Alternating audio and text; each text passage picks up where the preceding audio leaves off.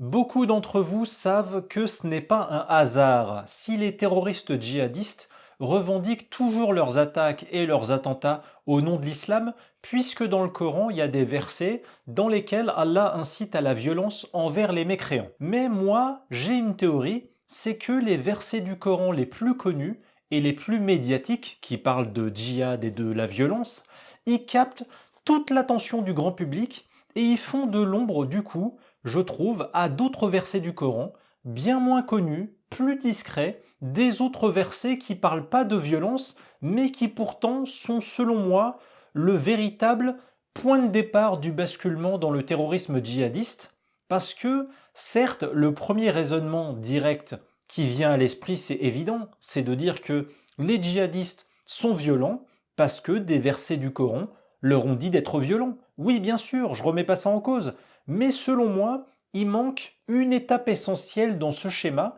c'est que les djihadistes qui appliquent des versets du Coran qui incitent à la violence envers les non-musulmans, ils ont d'abord été séduits ou endoctrinés par des versets du Coran qui les incitent à détester les non-musulmans. Et oui, c'est ça la première étape invisible qui précède le passage à l'acte des djihadistes. Les parties du Coran qui leur apprennent à haïr ceux qui ne sont pas de leur religion et à les considérer comme leurs ennemis, sont la première étape psychologique qui ensuite les motive à appliquer les autres parties du Coran, qui les invite à s'attaquer physiquement à ceux qui ne sont pas musulmans. Je vous propose donc aujourd'hui dans cette vidéo que l'on s'interroge sur l'impact psychologique de ces versets du Coran dans lesquels Allah enseigne la haine, le rejet et le mépris envers les mécréants. Et même s'il n'y avait pas nécessairement de passage à l'acte violent, même si la majorité pacifique des musulmans ne se comporte pas comme la minorité violente, posons-nous quand même la question des conséquences possibles, culturelles et sociales, de ce genre de versets qui incitent à détester les non-musulmans. Parce que se contenter de détester les non-musulmans, même sans les attaquer physiquement, ça peut quand même peut-être se traduire par plein de conséquences invisibles au premier abord, comme par exemple refuser de se mélanger aux non-musulmans, ou refuser d'aider les non-musulmans, ou se méfier des non-musulmans, ou être indifférent à leur sort, être indifférent à leur mort durant un attentat. Je vais donc vous proposer une liste dans cette vidéo, un top 10 des pires versets du Coran qui incitent à la haine envers les mécréants. Et en guise d'introduction, je vais d'abord vous démontrer que les mécréants dont il est question dans ces versets coraniques sont bien pour Allah des gens qui ne croient pas en la religion islamique et qui ne pratiquent pas la religion islamique. C'est ça la définition du vrai mécréant selon Allah dans le Coran. Et je vais vous le prouver, ainsi ça évitera à certains défenseurs de l'islam de dénigrer l'analyse de mon top 10 en prétextant que les mécréants dont parlerait le Coran, ce serait uniquement une étiquette par laquelle Allah désignerait systématiquement des gens violents et guerriers qui attaquent des innocents. Non, non, pour Allah, les mécréants sont des gens qui ont commis le crime de ne pas être musulmans. Et je vais vous montrer deux passages du Coran dans lesquels Allah définit ainsi les mécréants. Alors déjà, il est écrit dans la sourate 4 du Coran, au verset 150 et 151, « Ceux qui ne croient pas en Allah et en ses messagers, et qui veulent faire distinction entre Allah et ses messagers, et qui disent nous croyons en certains d'entre eux, mais nous ne croyons pas en d'autres, et qui veulent au milieu de cela prendre un chemin intermédiaire, les voilà les vrais mécréants. » Et nous avons préparé pour les mécréants un châtiment humiliant. Donc ici pour Allah, si un humain ne croit pas en la totalité des messagers d'Allah, ce qui inclut forcément le dernier de ces messagers qu'est Mohammed, même si cet humain croit en certains prophètes divins mais pas en tous, eh bien c'est un mécréant. Donc par définition, tout croyant religieux sur terre qui n'est pas musulman car il ne croit pas en Mohammed, Allah considère que c'est un vrai mécréant. Ensuite, on va aller voir au verset 44 de la sourate 5 où Allah a dit que ceux qui ne jugent pas d'après ce qu'Allah a fait descendre, les voilà les mécréants. Donc si vous n'appliquez pas les lois coraniques qu'Allah a fait descendre avec ses interdits et obligations, donc vous ne vous conformez pas à ce qui a été jugé par Allah dans le Coran, vous êtes des mécréants. Bref, Allah dans le Coran donne deux façons de définir les mécréants. Le mécréant selon Allah dans le Coran, c'est celui qui, entre autres au moins, ne croit pas en le prophète Mohammed, un des messagers de Dieu, en l'occurrence le dernier. Et le mécréant selon Allah dans le Coran, c'est aussi celui qui, entre autres au moins, n'applique pas la législation d'Allah qui a été descendue dans le Coran, puisque ce qui a été descendu fait évidemment référence à la révélation du Coran descendue sur Mohammed. Remarquez enfin comment les deux façons de définir les mécréants par Allah prouvent bien que l'expression coranique mécréant signifie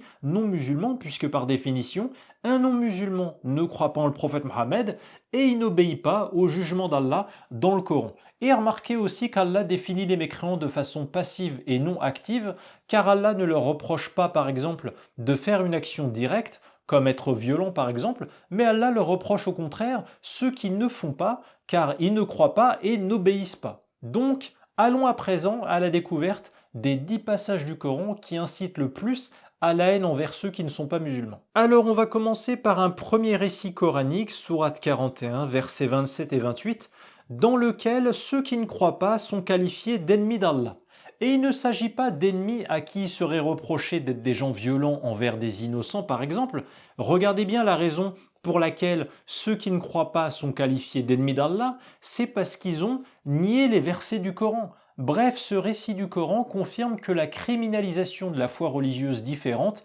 est bien une règle sacrée dans l'islam. Et le souci avec ce passage du Coran, c'est que si des jeunes musulmans influençables prennent connaissance de ce texte et y adhèrent, comment ces jeunes musulmans pourront-ils alors réussir à considérer les non-musulmans qu'ils croisent à l'école ou dans leur quartier comme des amis potentiels ou juste des gens à respecter, alors que le Coran leur dit que ceux qui ne croient pas en Allah sont les ennemis d'Allah? Comment voulez-vous avoir l'envie d'être amical ou fraternel avec des gens alors que votre Dieu dit que ces gens sont ses ennemis? Vous comprenez alors à quel point, quand Allah qualifie dans le Coran ceux qui ne croient pas en les versets du Coran d'ennemis d'Allah, cette expression forte peut radicaliser des esprits endoctrinés. Et j'ajoute pour l'anecdote que dans le Coran, sourate 2, verset 208, Allah dit aux musulmans que le diable est leur ennemi. Donc quand on sait dans l'islam tout le mal que les musulmans doivent penser du diable, qu'Allah qualifie d'ennemis pour eux, et que dans le même temps Allah appelle aussi les non-musulmans des ennemis, on imagine à quel point Allah doit détester les non-musulmans. Alors on poursuit avec un deuxième récit du Coran qui incite à la haine envers les non-musulmans.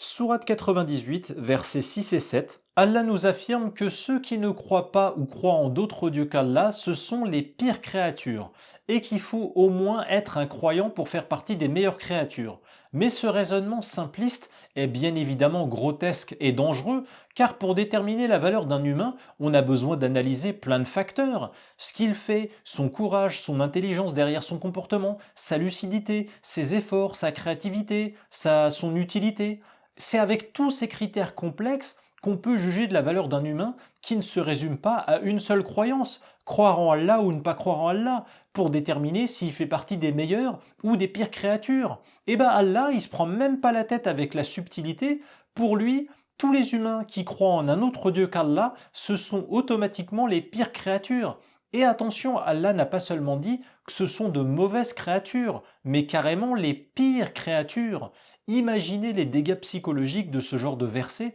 récité à des croyants influençables. Ce genre de verset, ça veut dire qu'un croyant d'une autre religion, bouddhiste, shintoïste, polythéiste, peu importe, même s'il est honnête, bon père de famille, médecin, qui soigne et nourrit des pauvres, eh ben Allah il le classe quand même dans la catégorie des pires créatures juste parce qu'il ne croit pas en Allah seul. Et cette façon absolue de ne résumer la valeur d'un humain qu'à la présence ou l'absence de l'islam dans son cerveau, ça peut très bien influencer la psychologie des futurs radicalisés qui n'auraient aucun remords à s'adonner à la violence. Car comment voulez-vous éprouver de l'empathie ou de la pitié pour un non-musulman si vous partez du principe que les non-musulmans sont les pires créatures qu'ait jamais créé Allah? Donc on a vu jusqu'à présent que pour Allah, les non-musulmans sont les ennemis d'Allah et aussi les pires créatures qu'il ait créées. Et on passe maintenant à un troisième verset du Coran, le verset 4 de la sourate 60, dans lequel Allah dit aux croyants qu'ils ont un bel exemple en Abraham et ceux qui étaient avec lui, quand ces derniers ont dit à leur peuple « Entre vous et nous, l'inimitié et la haine sont à jamais déclarées jusqu'à ce que vous croyiez en Allah seul. » Donc le bel exemple à suivre selon Allah, c'est d'éprouver de la haine envers ceux qui croient en d'autres dieux qu'Allah, d'éprouver cette haine à jamais envers ces gens qui croient en d'autres dieux qu'Allah, aussi longtemps que ces gens ne se mettent pas à croire en Allah seul. Mais imaginez les dégâts psychologiques de ce genre de verset, lus par des jeunes musulmans influençables. Comment voulez-vous qu'en adhérant à ce genre de paroles divines, ils puissent ensuite vouloir se mélanger à des camarades de classe d'autres religions et vouloir en faire leurs amis ou les respecter? Ce genre de verset justifie et inspire le communautarisme volontaire des croyants radicalisés qui refusent de s'intégrer ou de fraterniser avec des non-musulmans, des chrétiens, des juifs, c'est tellement évident. Alors, dans le quatrième extrait du Coran incitant à la haine envers la différence religieuse que je voudrais vous montrer, sourate 48 au verset 28 et 29, vous pouvez voir qu'Allah dit notamment que Mohammed est le messager d'Allah et que ceux qui sont avec le messager d'Allah doivent être durs envers les mécréants et miséricordieux entre eux. Alors on peut discuter du sens subjectif de l'expression dur envers les mécréants, mais cette expression décrit quand même une attitude ou tout du moins dans le moins pire des cas un état d'esprit péjoratif et discriminant sur le plan religieux, car il est mis en opposition avec la miséricorde mutuelle qui est ici à réserver aux musulmans, et donc valable uniquement entre musulmans. Or, si l'islam était une religion qui respecte tous les humains, peu importe leur religion, sans discriminer sur la base de la religion, eh bien Allah aurait pu tout simplement dire ici qu'il faut être miséricordieux avec tous les humains, peu importe leur religion. Ou bien Allah aurait pu par exemple dire qu'il faut être dur envers les gens violents, mais miséricordieux envers les gens pacifiques. Donc faire une distinction basée sur la valeur comportementale des individus, et non pas une distinction discriminante basée sur la foi religieuse et qui sera négative envers les mécréants. Bref, même en admettant que ce propos d'Allah ne demande pas explicitement de s'attaquer physiquement aux mécréants, ce propos d'Allah peut quand même être une source d'inspiration dangereuse qui va valider l'idée que les musulmans devraient rester entre eux, coupés du reste de la société, ne s'entraider qu'entre eux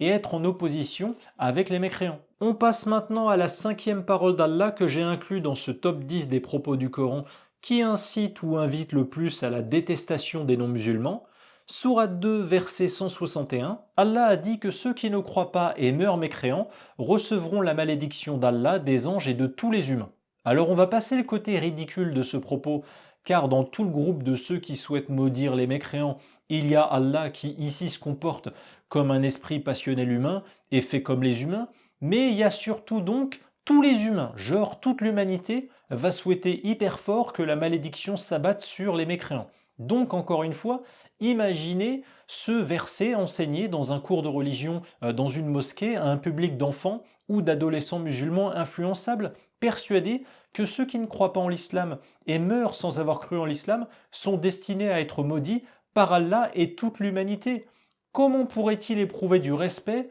pour ceux qui ne sont pas musulmans alors que même Allah et les anges maudissent ceux qui ne croient pas en l'islam? Ce propos normalise le fait de maudire, de souhaiter du mal aux non-musulmans. Comment voulez-vous être endoctriné à la haine de ce genre de propos, puis ensuite allumer votre télé, entendre que des occidentaux non-musulmans qui ne croient pas en Allah ont été victimes d'un attentat, et réussir à éprouver de l'empathie pour ces victimes? Alors la sixième parole d'Allah que j'ai sélectionnée pour illustrer le thème de ma vidéo, Sourate 2 verset 105, c'est une parole dans laquelle Allah dit que les mécréants parmi les gens du livre, donc les chrétiens et juifs, ainsi que les associateurs, donc ceux qui croient en d'autres dieux qu'Allah, eh bien selon Allah, ces croyants en d'autres religions que l'islam n'aiment pas quand un bienfait de la part d'Allah arrive sur les musulmans. Mais imaginez le degré de paranoïa que ce genre de propos coraniques peut créer dans l'esprit de jeunes radicalisés qui auraient l'impression que tous les autres religieux sur Terre qui ne sont pas dans leur religion islamique n'ont qu'un seul plaisir dans la vie, c'est d'espérer qu'il arrive jamais de bienfait dans la vie des musulmans. Cette phrase coranique d'Allah est une généralité grotesque qui donne l'impression que c'est un bloc monolithique, genre tout croyant en un autre Dieu qu'Allah n'aime pas quand un musulman a le bonheur qu'il a souhaité et demandé à Dieu dans la vie. Imaginez la défiance envers les gens extérieurs à sa religion que ce genre de texte peut créer. Pour moi, cette phrase du Coran, ça revient pratiquement à dire que les gens d'autres religions ne vous aiment pas puisqu'ils n'aiment même pas qu'il y ait des bienfaits dans votre vie. On passe maintenant à un autre type de propos, sourate 76, versets 23 et 24, dans lequel Allah dit qu'il ne faut pas obéir à un mécréant. Alors maintenant, imaginez l'impact psychologique et social que ce genre de propos peut avoir sur de jeunes musulmans influençables qui, par orgueil religieux ou par obéissance, inspirés par ce genre de propos juridiques du Coran, ils pourraient refuser d'écouter le moindre ordre qui leur est donné dans la vie, hiérarchiquement, par un mécréant, un chrétien ou un juif. Ils se mettraient alors en marge de la société, surtout dans le monde occidental, à refuser d'écouter en classe quand le prof leur dit de faire quelque chose, à refuser de travailler pour un patron mécréant qui va leur donner des ordres, à refuser d'obéir aux policiers non musulmans quand celui-ci leur dit de s'arrêter pour un contrôle, à refuser d'obéir aux juges ou aux législateurs politiques français qui leur donnent des ordres par les lois humaines françaises qui sont différentes des lois divines du Coran. Si ce verset arrive à endoctriner de jeunes musulmans influençables ou radicalisés, il va les rendre inaptes à la vie en société française. Imaginez ce refus dogmatique d'obéir à tout non-musulman pour la moindre consigne donnée, peu importe le contexte. Alors, le 8e propos d'Allah que je voudrais vous montrer, il nécessite que je mette en perspective un verset du Coran avec un autre verset. Sourate 5, verset 55, Allah dit aux croyants qu'ils n'ont pas d'autre allié qu'Allah, Mohammed et les croyants. Autrement dit, Allah n'a pas inclus les mécréants dans cette liste des alliés des croyants. Et pour être sûr que ma déduction que je propose là soit bien claire, Allah a en plus dit un peu plus loin, toujours dans la même sourate 5 mais au verset 81, que si des gens croyant en Allah, au prophète et ce qui lui a été descendu dans le Coran, alors ils ne prendraient pas les mécréants pour alliés. Donc Allah explique ici qu'il remet en cause la croyance de tous les musulmans qui prennent des mécréants pour alliés. Imaginez alors la pression que ce genre de verset peut mettre sur un musulman qui voudrait collaborer et travailler de concert avec un allié politique, social ou économique non musulman par exemple, mais qui se retiendra peut-être de pactiser ou de s'entendre avec les non-musulmans, de peur qu'Allah le considère comme un traître à la croyance islamique. Alors comme 9e citation incitant selon moi à la haine envers ceux qui ne croient pas en l'islam, je vous ai choisi un propos qui invite à nouveau à la paranoïa et à suspecter de mauvaises intentions généralisées chez les mécréants. En effet, sourate 2, verset 212, Allah explique que ceux qui ne croient pas se moquent de ceux qui croient. Et c'est encore une fois un propos dénué de nuances, car au quotidien, il y a des non-musulmans qui sont aussi indifférents aux musulmans qu'aux autres religieux, il y a des non-musulmans qui ne se moquent pas des musulmans et qui sont même compatissants avec les musulmans, il y a des non-musulmans qui se moquent seulement du Coran mais ne se moquent jamais des musulmans, il y a des non-musulmans qui ne se moquent jamais de personne, bref, je vous ai cité différents profils psychologiques de point de vue extérieur à l'islam et aucun d'eux ne se moque des musulmans. Mais quand Allah fait une généralité et dit que ceux qui ne croient pas se moquent de ceux qui croient, ceux qui croient se sentent alors humiliés, ils soupçonnent les non-musulmans de rire d'eux en secret ou dans leur dos. Bref, la mauvaise influence de ce verset ne va pas aider à créer du vivre ensemble interreligieux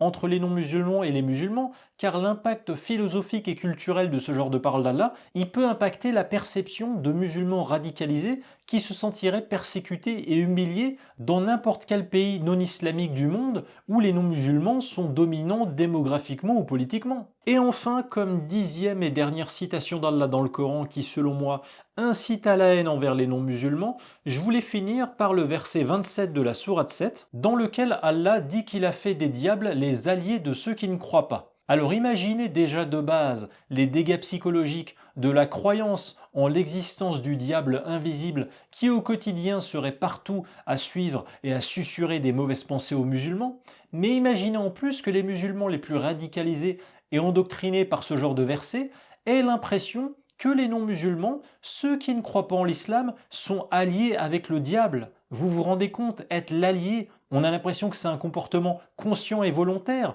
et ce genre de verset incite vraiment à faire croire que tous les non-musulmans, c'est une généralité une fois de plus, agissent pour des diables ou sont des coéquipiers travaillant avec des diables. Bref, ce propos diabolise tout simplement les non-musulmans en leur donnant une sorte de relation automatique, une sorte de pacte, un intérêt commun, une unité à œuvrer ensemble entre eux, les non-musulmans et les diables. J'imagine vraiment les dégâts psychologiques et sociaux que ce genre de versets peuvent créer chez des gens influençables et radicalisés. Alors, en conclusion, je vais déjà réinsister sur ma thèse de départ dans ma vidéo. Pour moi, c'est évident que la plupart des djihadistes qui revendiquent leurs actions terroristes au nom de l'islam, Ils ont d'abord commencé par apprendre à haïr leurs victimes avant ensuite de s'attaquer physiquement à ces victimes. Et cette haine d'ailleurs les motive à s'attaquer à ces victimes. D'où le fait qu'ils n'éprouvent en général aucune pitié durant leurs actes. Et même si on met de côté le cas extrême des djihadistes qui représentent une minorité par rapport à la majorité non violente, la question de l'impact psychologique de tous les versets du Coran où Allah dit ce qu'ils pensent des non-musulmans, selon moi, elle a forcément un impact culturel et politique dans les sociétés islamiques. Et la preuve, c'est que dans la plupart des pays islamiques, quitter l'islam, critiquer l'islam ou ne plus croire en le Coran, c'est un crime qui est condamné par l'État. Donc les différents versets que je vous ai cités aujourd'hui, ils ont forcément une empreinte sociale et politique minimale, réelle dans les sociétés islamiques. Et la question du vivre ensemble entre musulmans et non-musulmans dans les sociétés occidentales, là où les musulmans sont minoritaires, cette question, elle ne peut pas ignorer cette philosophie mécréanophobe du Coran, même dans des versets où Allah ne parle pas explicitement de violence. Car je vous ai quand même sorti des versets où Allah dit que ceux qui ne croient pas en l'islam seraient les ennemis d'Allah, ce seraient les pires créatures de l'humanité. Il faudrait éprouver de la haine à jamais envers les non-croyants, ce serait un bel exemple de comportement envers eux, et ce jusqu'à ce qu'ils se convertissent à l'islam. Ils seraient maudits par Allah